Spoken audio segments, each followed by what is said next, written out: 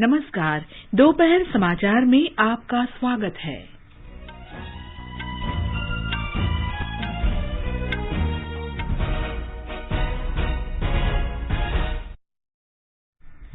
प्रधानमंत्री नरेंद्र मोदी ने घोषणा की, सरकार संसद के आगामी शीतकालीन सत्र में सभी 3 कृषि कानूनों को निरस्त करेगी। उन्होंने प्रदर्शन कर रहे किसानों से आंदोलन वापस लेने और घर लौटने की अपील की। प्रधानमंत्री ने कहा, सरकार जीरो बजट आधारित कृषि को बढ़ावा देने और न्यूनतम समर्थन मूल्य को अधिक प्रभावी और पारदर्शी बनाने के लिए एक समिति का गठन करेगी। किसान यूनियनों और विपक्षी दलों ने कृषि कानूनों को निरस्त करने के केंद्र के फैसले का स्वागत किया। प्रधानमंत्री उत्तर प्रदेश के झांसी में राष्ट्र रक्षा समर्पण पर्व में रक्षा क्षेत्र को बढ़ावा देने के लिए कई पहलों की शुरुआत करेंगे। राष्ट्रव्यापी टीकाकरण अभियान के तहत देश में 115 करोड़ 23 लाख से अधिक कोविड-रोधी टीके लगाए गए। बंगाल की खाड़ी पर बना हवा के कम दबाव का क्षेत्र तमिलनाडु और आंध्र प्रदेश के बीच तट को पार कर गया। मौसम विभाग ने तमिलनाडु के दूरदराज के इलाकों में मूसलाधार वर्षा की संभावना व्यक्त की। देश विदेश में गुरु नानक जयंती धार्मिक उत्साह के साथ मनाई जा रही है। प्रधानमंत्री ने प्रकाश पर्व और देव दीपावली पर लोगों को बधाई दी।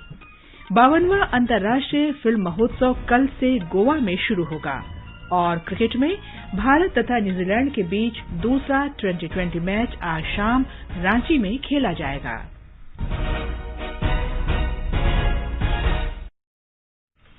दोपहर समाचार में अतहर सईद के साथ मैं कनकलता।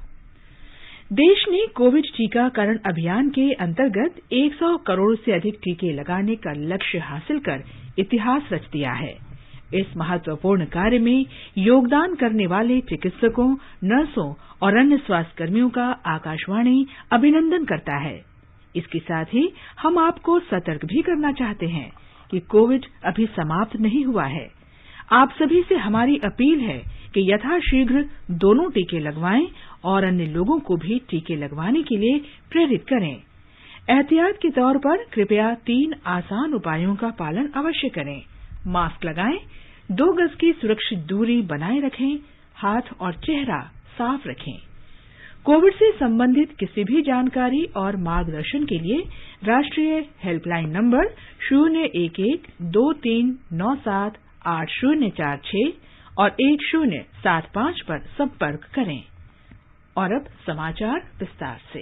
प्रधानमंत्री नरेंद्र मोदी ने आज कहा कि सरकार ने तीनों कृषि कानून वापस लेने का फैसला किया है। आज सवेरे राष्ट्र के नाम संबोधन में श्री मोदी ने घोषणा की कि संसद के आगामी सत्र में ये कृषि कानून निरस्त कर दिए जाएंगे। आज मैं पूरे देश को ये बताने आया हूं कि हमने 3 कृषि कानूनों को वापस लेने का, रिपील करने का निर्णय लिया है। इस महीने के अंत में शुरू होने जा रहे संसद सत्र में हम तीनों कृषि कानूनों को रिपील करने की संवैधानिक प्रक्रिया को पूरा कर देंगे। अपने सभी आंदोलनरत किसान साथियों से आग्रह कर रहा हूं, आज गुरु पर्व का पवित्र दिन है।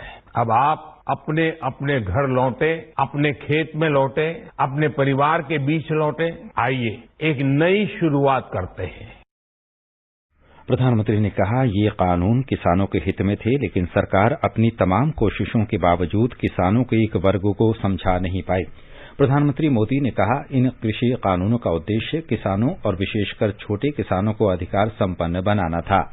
देश के छोटे किसानों की चुनौतियों को दूर करने के लिए हमने बीज, बीमा, बाजार और बचत, इन सभी पर चौतरफा काम किया। सरकार ने अच्छी क्वालिटी के बीज के साथ ही किसानों को neem coated urea, soil health card, micro irrigation जैसी सुविधाओं से भी जोड़ा। हमने फसल बीमा योजना को अधिक प्रभावी बनाया। आपदा के समय ज्यादा से ज्यादा किसानों को आसानी से मुआवजा मिल सके, इसके लिए भी पुराने नियम बदले। श्री मोदी ने कहा कि उन्होंने जो भी किया किसानों के लिए किया और जो भी कर रहे हैं देश के लिए कर रहे हैं।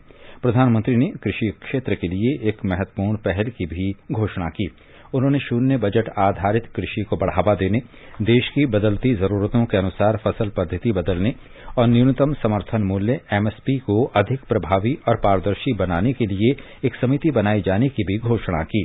हमने एमएसपी तो बढ़ाई है, साथ ही साथ रिकॉर्ड सरकारी खरीद केंद्र भी बनाए। हमारी सरकार द्वारा की गई उपज की खरीद ने पिछले कई दशकों के रिकॉर्ड तोड़ दिए हैं।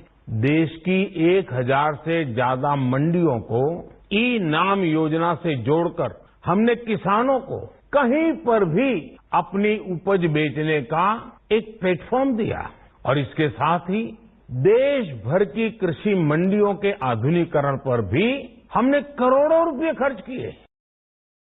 इस समिति में केंद्र सरकार, राज्य सरकारों, किसानों, कृषि वैज्ञानिकों और कृषि अर्थशास्त्रियों को शामिल किया जाएगा।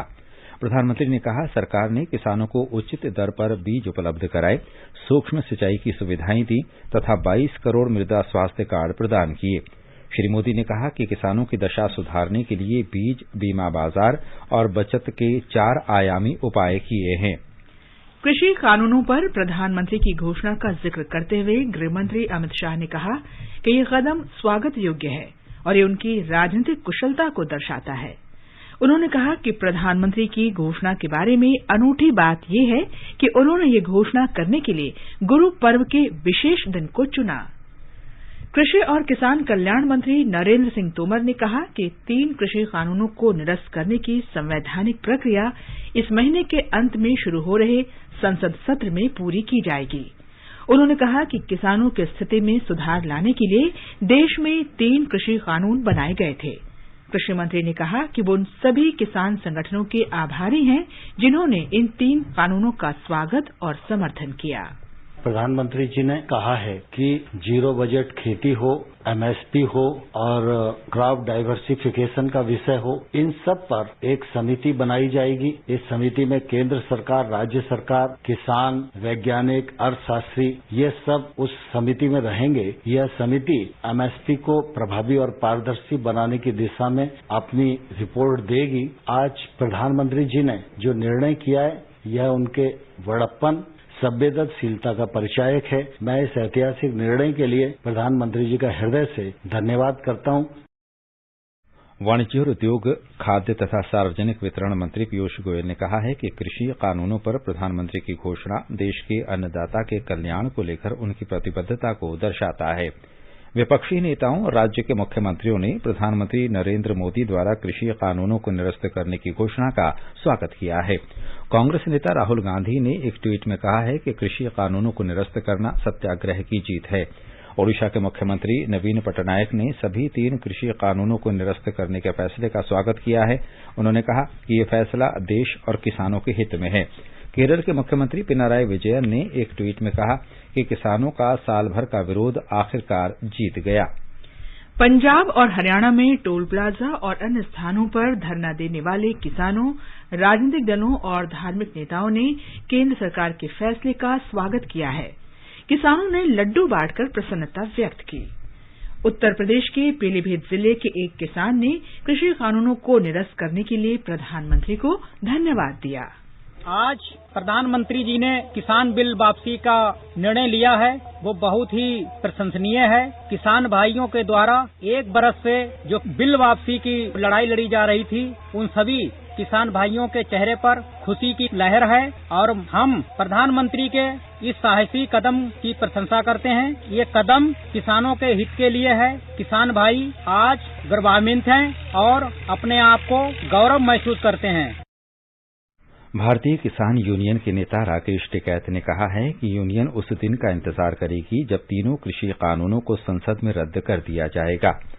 संयुक्त किसान मोर्चा ने इन कृषि कानून वापस लेने के सरकार के निर्णय का स्वागत किया है।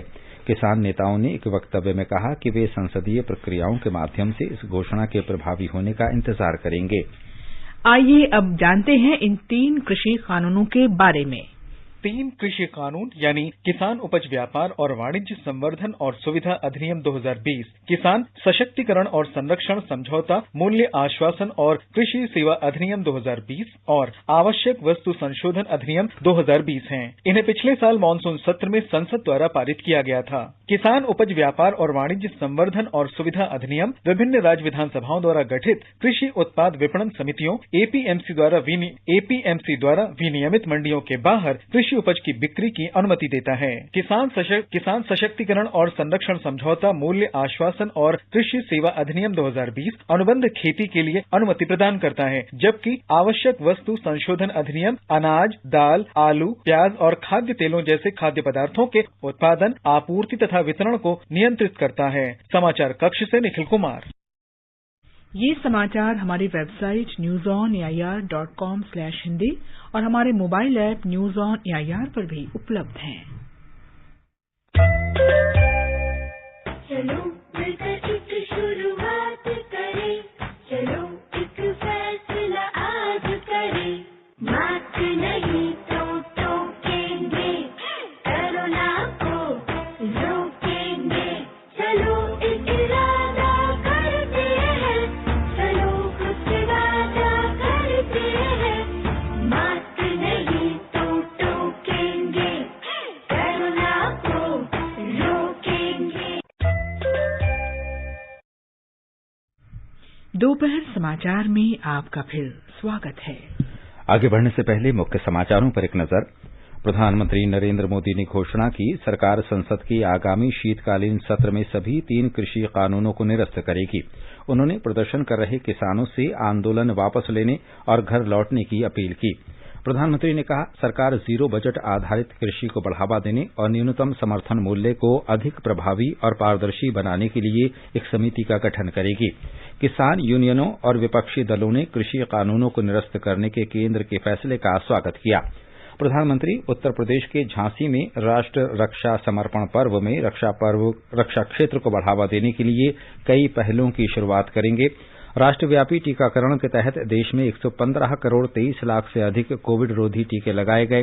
बंगाल की खाड़ी पर बना हवा के कम दबाव का क्षेत्र तमिलनाडु और आंध्र प्रदेश के बीच तट को पार कर गया। मौसम विभाग ने तमिलनाडु के दूर दराज के इलाकों में मूसलाधार वर्षा की संभावना व्यक्त की। देश विदेश में गुरु नानक जयंती धार्मिक उत्साह के साथ मनाई जा रही है।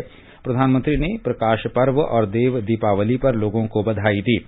52वां अंतर्राष्ट्रीय फिल्म महोत्सव कल से गोवा में शुरू होगा और क्रिकेट में भारत और न्यूजीलैंड के बीच दूसरा 2020 मैच आज शाम रांची में खेला जाएगा।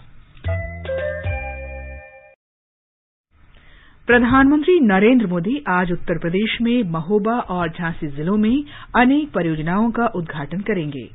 इन परियोजनाओं से क्षेत्र में पानी की कमी की समस्या का समाधान होगा और किसानों को काफी राहत मिलेगी। प्रधानमंत्री महोबा में एक रैली को भी संबोधित करेंगे। हमारे संवाददाता ने बताया है कि श्री मोदी राष्ट्र रक्षा समर्पण पर्व में रक्षा क्षेत्र के विभिन्न कार्यक्रमों का भी शुभारंभ करेंगे। ये पर्व इस महीने की 17 से 19 तारीख तक झांसी में मनाया जा रहा है।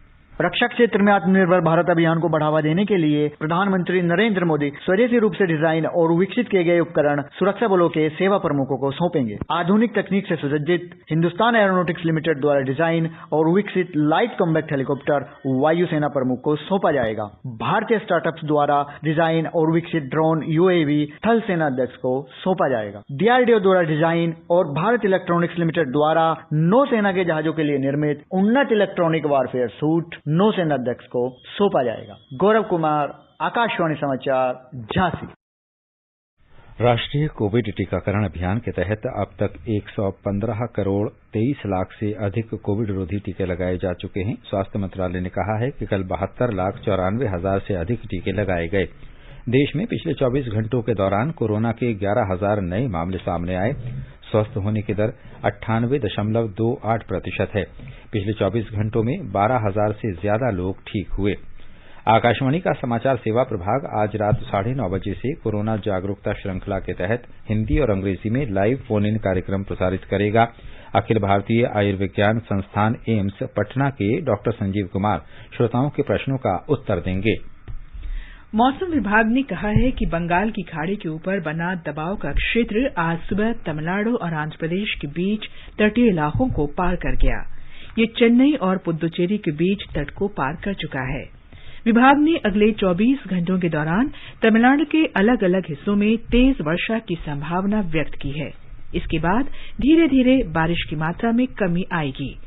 मछुआरों को सलाह दी गई है कि वे मौसम के अस्थिर होने के कारण फिलहाल समुद्र में न जाएं। भारतीय अंतर्राष्ट्रीय फिल्म महोत्सव इफ्फी का 52वां संस्करण कल से गोवा में शानदार उद्घाटन समारोह के साथ शुरू हो जाएगा। 9 दिवसीय फिल्म महोत्सव 20 से 28 नवंबर के बीच हाइब्रिड और वर्चुअल दोनों माध्यमों से आयोजित किया जा रहा है। फिल्मोत्सव में विश्व पैनोरमा खंड के तहत दुनिया भर की 55 फिल्मों का प्रदर्शन किया जाएगा। ये समाचार आकाशवाणी से प्रसारित किए जा रहे हैं। ताज़ा समाचार जानने के लिए आप हमारे Twitter handle @AIR News Hindi को फॉलो कर सकते हैं। आजादी का अमृत महोत्सव के लिए सभी उपभोक्ताओं को शुभकामनाएं। हॉलमार्क सोने की शुद्धता सुनिश्चित करता है। हमेशा हॉलमार्क वाले सोने के आभूषण खरीदें। उपभोक्ता संबंधित किसी भी शिकायत के लिए कृपया राष्ट्रीय उपभोक्ता हेल्पलाइन के टोल फ्री नंबर 14404 पर संपर्क करें। उपभोक्ता मामले विभाग, भारत सरकार द्वारा जनहित में जारी। जागो ग्राहक जागो। ये आकाशवाणी है। आजादी का अमृत महोत्सव के हिस्से के रूप में आकाशवाणी समाचार आजादी के तराने शीर्षक से एक कार्यक्रम प्रसारित करता है। ये कार्यक्रम उन देशभक्ति गीतों पर आधारित है जिन्होंने स्वतंत्रता आंदोलन में लोगों में जोश भर दिया था। स्वाधीनता आंदोलन के दौरान भारतीय जनमानस को उद्वेलित कर स्वतंत्रता का अलख जगाने और मातृभूमि के प्रति सेवा, समर्पण और त्याग की ज्वाला प्रज्वलित कर देने वाले अमर गीतों पर आधारित विशेष कार्यक्रम आजादी के तराने सुनना न भूलें। FM गोल्ड 100.1 मेगाहर्ट्ज पर प्रत्येक शुक्रवार शाम 4:45 पर परिक्रमा कार्यक्रम के अंतर्गत आजादी के तराने सिर्फ आकाशवाणी पर। आजादी का अमृत महोत्सव के अंतर्गत आइए अब सुनते हैं आकाशवाणी की विशेष प्रस्तुति आजादी का सफर। आजादी का अमृत महोत्सव।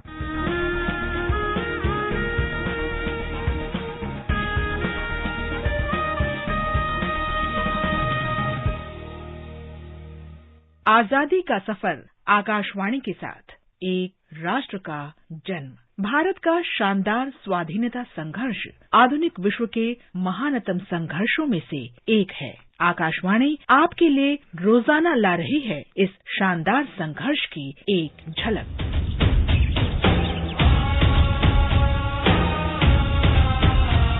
आज महान स्वाधीनता सेनानी रानी लक्ष्मीबाई की जयंती है। उनका जन्म 19 नवंबर 1828 को काशी में हुआ। उनका असली नाम मणिकर्णिका तांबे था, लेकिन प्यार से उन्हें सब मनु कहा करते। बचपन से ही मनु ने हथियार चलाना सीखना शुरू कर दिया था। नाना साहेब और तात्या टोपे के मार्गदर्शन में मनु घुड़सवारी और तलवार चलाने में निपुण हो गईं। 1842 में झांसी के राजा गंगाधर राव के साथ मनु का विवाह हो गया। विवाह के उपरांत मनु का नाम लक्ष्मीबाई रखा गया। 1851 में लक्ष्मीबाई को पुत्र रत्न की प्राप्ति हुई, जिसका नाम दामोदर राव रखा गया। लेकिन दुर्भाग्य से केवल 4 महीने की उम्र में दामोदर राव का निधन हो गया। 2 वर्ष के उपरांत राजा गंगाधर राव और रानी लक्ष्मीबाई ने आनंद राव को गोद लिया, जो राजा गंगाधर राव के चचेरे भाई का बेटा था। झांसी के राजा की मृत्यु के एक दिन पहले आनंद राव का नाम दामोदर राव रखा गया। तत्कालीन British governor general Lord Dalhousie ने रानी लक्ष्मीबाई के दत्तक पुत्र को झांसी के उत्तराधिकारी के रूप में मान्यता नहीं दी और राज्य पर अधिकार करने के लिए डॉक्ट्रिन ऑफ लैप्स यानी राज्य हड़पने की नीति लागू कर दी। झांसी की रानी ने इसका विरोध किया और मैं अपनी झांसी नहीं दूंगी का नारा बुलंद किया। सिंहासन हिल उठे, राजवंशों ने भ्रुकुटी तानी थी।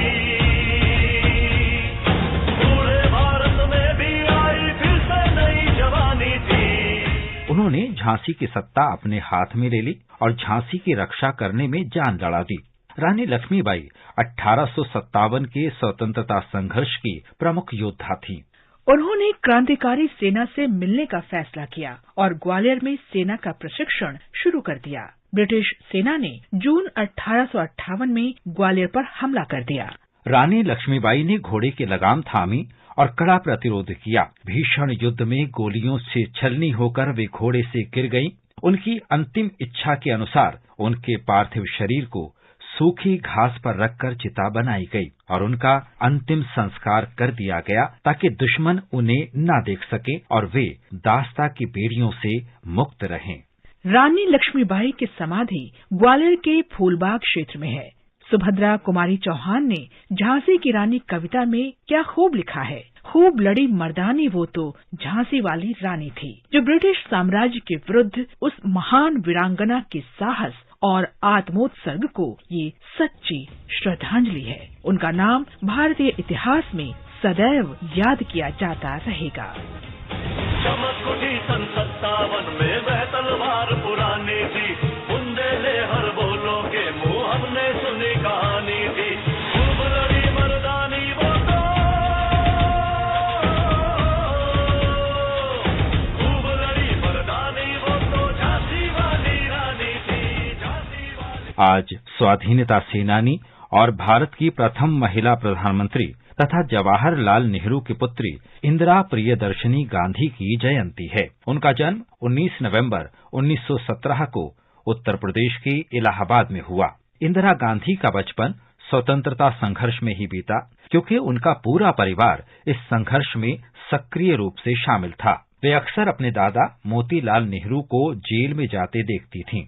इसी तरह उनके पिता भी स्वाधीनता आंदोलन में अपनी भूमिका के लिए 15 वर्ष से अधिक समय जेल में रहे। 1930 में इंदिरा ने असहयोग आंदोलन की सहायता करने के लिए बच्चों की वानर सेना बनाई। सितंबर 1942 में इंदिरा को जेल भेजा गया। उन्होंने गांधी जी के मार्गदर्शन में 1947 में दिल्ली के हिंसाग्रस्त क्षेत्रों में काम किया। बाद में प्रधानमंत्री के रूप में उन्होंने 1971 में बांग्लादेश की मुक्ति में महत्वपूर्ण भूमिका निभाई। प्रधानमंत्री के रूप में अपने कार्यकाल के दौरान इंदिरा गांधी ने 18 मई 1974 को पोखरण में शांतिपूर्ण परमाणु परीक्षण किया। उन्होंने गरीबों के कल्याण के लिए अनेक कार्यक्रम शुरू किए। खाद्य उत्पादन में भारत की आत्मनिर्भरता में हरित क्रांति का बड़ा योगदान है, जिसे शुरू करने का श्रेय भी इंदिरा गांधी को ही हासिल है। उन्हें 1972 में भारत रत्न से सम्मानित किया गया। आजादी का सफर आकाशवाणी के साथ की इस कड़ी में आज बस इतना ही। कल फिर मिलेंगे एक नई कड़ी के साथ।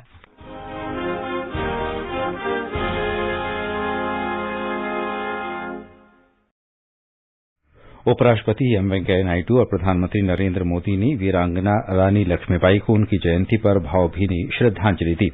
उपराष्ट्रपति एम वेंकैया नायडू ने आज पूर्व प्रधानमंत्री इंदिरा गांधी को उनकी जयंती पर श्रद्धांजलि अर्पित की।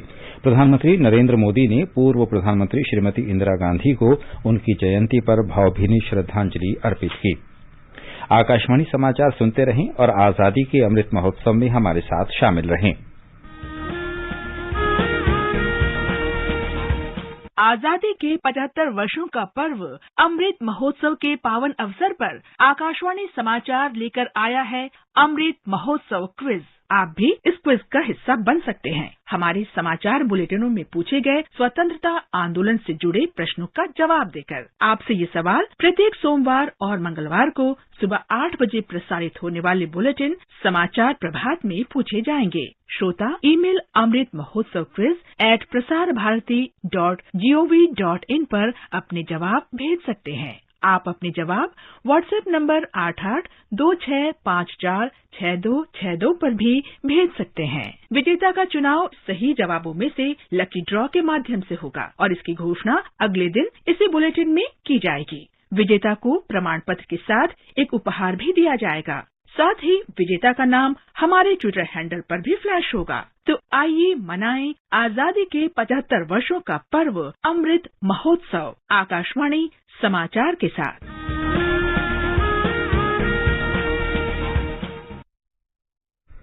अब प्रस्तुत है संस्कृति संदेश।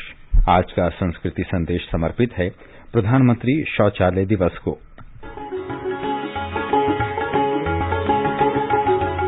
आज विश्व शौचालय दिवस है और इस अवसर पर प्रधानमंत्री श्री नरेंद्र मोदी चाहते हैं कि देश खुले में शौच से मुक्त हो। नागरिकों के सम्मान के लिए, खास करके माताओं बहनों के सम्मान के लिए खुले में शौच जाने की आदत बंद होनी ही चाहिए। विश्व शौचालय दिवस हर साल 19 नवंबर को मनाया जाता है। इस दिवस को मनाने की शुरुआत 2001 में विश्व शौचालय संगठन ने की थी। 2013 में संयुक्त राष्ट्र महासभा द्वारा इसे आधिकारिक तौर पर विश्व शौचालय दिवस घोषित कर दिया गया था। ऐसे में प्रधानमंत्री का ये संदेश निश्चय ही अनुकरणीय है। ओपन डेफिकेशन फ्री गांव की माताओं बहनों के सम्मान का एक अभियान चला, टॉयलेट बनाने का अभियान चला, समय सीमा में टॉयलेट बनाने का, शौचालय बनाने का काम चला और आज धीरे धीरे स्थिति आई है। कल तक जिसे हम शौचालय कहते थे, आज हिंदुस्तान में उत्तर प्रदेश जैसे राज्यों ने उसका नाम इज्जत घर कर दिया है। सचमुच में माताओं बहनों की इज्जत के लिए इससे बड़ा कोई तोहफा नहीं हो सकता जो कि हम टॉयलेट बना करके देते हैं। खुले में शौच करने का अर्थ है बीमारियों को न्योता देना। शौचालय के इस्तेमाल से हमारा जीवन सुरक्षित रहता है। एक सर्वे के अनुसार खुले में शौच जाना एक तरह की मानसिकता दर्शाता है, लेकिन प्रधानमंत्री के प्रयासों से अब लोगों की सोच में बदलाव आ रहा है। स्कूलों में टॉयलेट की दिशा में अभियान चलाया। अब स्कूलों में बच्चियां जाती है तो इन बातों में बड़ी जागरूक रहती है, पूछती है, व्यवस्था देखती है, उसके बाद एडमिशन देती है। पहले नहीं था ये। ठीक है, जो है झेल लेंगे। क्यों झेले? क्यों? खुले में शौच के लिए विवश होने के कारण महिलाओं और बालिकाओं की निजता सम्मान पर बुरा प्रभाव पड़ता है और उनके खिलाफ हिंसा तथा दुष्कर्म जैसी घटनाओं की आशंका बनी रहती है। इस समस्या से उबरने के लिए स्वच्छ भारत अभियान चला रही है भारत सरकार। स्वच्छता के विषय को जब तक आप उस महिला के नजरिए से नहीं देखोगे, कभी इस स्वच्छता की ताकत का अंदाज नहीं आएगा।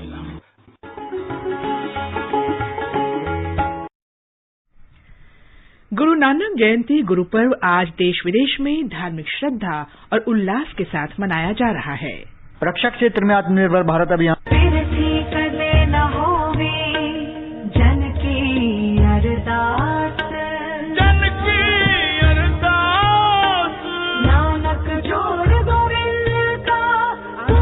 पहले सिख गुरु नानक देव जी का जन्म हुआ था, जिन्होंने सिख धर्म की स्थापना की थी।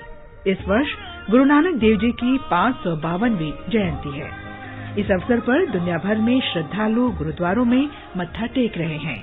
अमृतसर में स्वर्ण मंदिर में गुरु पर्व पर विशेष व्यवस्था की गई है। राष्ट्रपति रामनाथ कोविंद, उपराष्ट्रपति एम वेंकैया नायडू और प्रधानमंत्री नरेंद्र मोदी ने गुरु नानक देव जी की जयंती पर देशवासियों को शुभकामनाएं दी हैं। एक ट्वीट में श्री मोदी ने कहा कि न्यायपूर्ण, करुणामयी और समावेशी समाज के श्री गुरु नानक देव जी के विचार सबको प्रेरित करते हैं।